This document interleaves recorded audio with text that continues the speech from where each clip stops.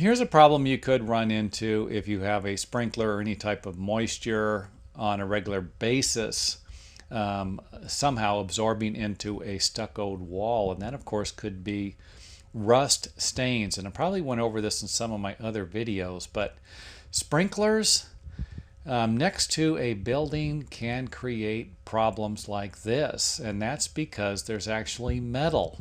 I know this is hard to believe, but there's metal underneath the stucco. Supposedly the metal is supposed to be in the middle of the stucco, but that doesn't happen all the time.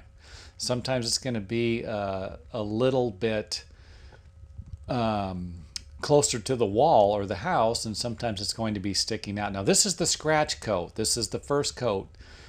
The final coat, you shouldn't be able to see any metal. But like I said, every once in a while you're going to either have some thin stucco or you're going to have some of the wire that's bent and sticking out. And of course, this could lead to this problem right here, especially if you're spraying it with water for a long period of time. And of course, here's another spot near this, near the area. Do not forget, and you can probably see it right now, that this area is also shaded. So any type of moisture, if you let the dirt pile up, above the weep screed, and again, I've went over this in other videos, the dirt can actually get wet, remain wet for a long period of time. And if it's above the weep screed, then the moisture has no place to go on the stucco. It's going to get the metal wet. And again, if you keep the metal wet long enough, you know this, it's going to rust. Throw a piece of metal in water and it's going to, and then I can't tell you how many times I hear somebody say, yeah, but it's galvanized. Okay, cut a piece of galvanized lathing wire, throw it in some water for a couple days and let me know what happens. If it doesn't rust, I'll be shocked.